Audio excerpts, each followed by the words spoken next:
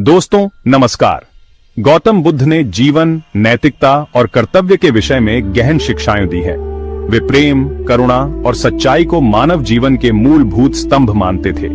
गौतम बुद्ध के दृष्टिकोण से विवाह एक पवित्र बंधन है जिसमें दोनों पक्षों का विश्वास, सम्मान और पारस्परिक समझ आवश्यक होती है। यदि कोई स्त्री अपने पति को धोखा देती है तो इसके पीछे कई सामाजिक, आर्थिक और मानसिक कारण हो सकते हैं। बुद्ध के दृष्टिकोण से इसे समझने के लिए हमें उनके बताए गए नैतिक सिद्धांतों पर विचार करना होगा। बुद्ध कहते हैं कि मनुष्य की अत्यधिक इच्छाएं ही उसके दुख का मुख्य कारण है। जब एक स्त्री अपने रिश्ते में असंतोष महसूस करती है तो वह अन्य संबंधों की ओर आकर्षित हो सकती है। यदि विवाह में प्रेम, समझ और परस्पर संवाद की कमी हो तो व्यक्ति बाहरी स्रोतों में संतुष्टि खोजने का प्रयास करता है। यह मोह और अत्यधिक इच्छाओं का परिणाम होता है जिससे व्यक्ति नैतिक पतन की ओर बढ़ सकता है। बुद्ध ने बताया कि संगति का प्रभाव हमारे जीवन पर अत्यधिक होता है। यदि कोई स्त्री बुरी संगति में पड़ जाती है या ऐसे लोगों के संपर्क में आती है जो अनैतिक आचरण को प्रोत्साहित करते हैं तो वह गलत रास्ते पर जा सकती है। उचित संगति से व्यक्ति सद्मार्ग पर चलता है, जबकि बुरी संगति पतन का कारण बन सकती है। बुद्ध के अनुसार अज्ञानता ही सभी दुखों का मूल कारण है। जब कोई स्त्री यह नहीं समझती कि उसका कर्म उसके भविष्य और चित्त पर क्या प्रभाव डालेगा तो वह क्षणिक सुखों की ओर आकर्षित हो सकती है। यह अज्ञानता और मोह के कारण होता है जो व्यक्ति को सन्मार्ग से दूर कर देता है।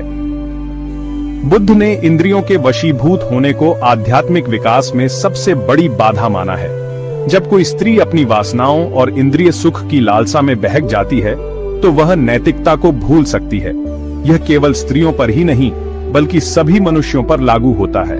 संयम और आत्मनियंत्रण से ही व्यक्ति इस मोहजाल से बच सकता है। यदि विवाह में पति पत्नी के बीच सम्मान और प्रेम की कमी होती है तो यह भावनात्मक दूरी का कारण बन सकता है। बुद्ध ने कहा है कि स्नेह और करुणा रिश्तों को मजबूत बनाते हैं। यदि पति अपनी पत्नी की भावनाओं को नहीं समझता, उसे सम्मान नहीं देता या उसे उपेक्षित महसूस कराता है तो उसकी पत्नी किसी और की ओर आकर्षित हो सकती है।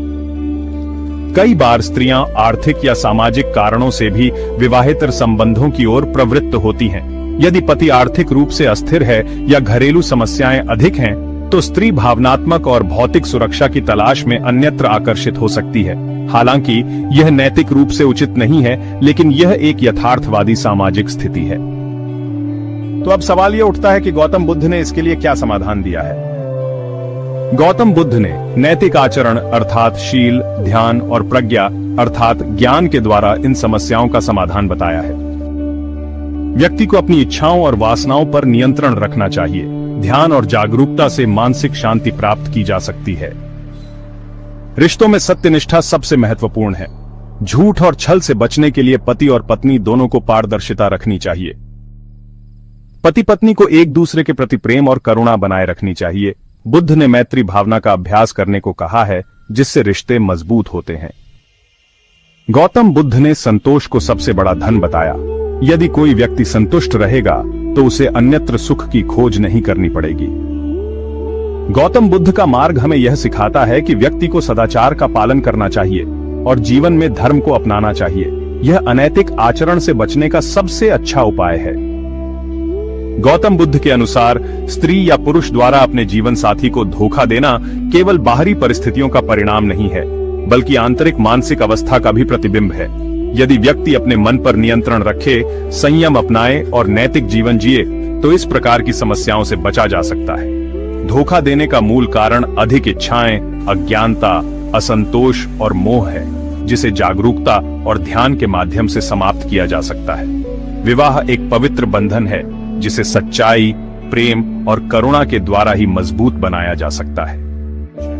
दोस्तों, रिश्तों की मजबूती के लिए गौतम बुद्ध ने जो उपदेश दिया है उस पर आप अपने विचार हमें कमेंट सेक्शन में जरूर बताएं। अगर आपको यह वीडियो अच्छा लगे तो इसे लाइक करें, शेयर करें और हमारे चैनल को सब्सक्राइब करना न भूलें। मिलते हैं अगली वीडियो में एक नई सीख के साथ। धन्यवाद।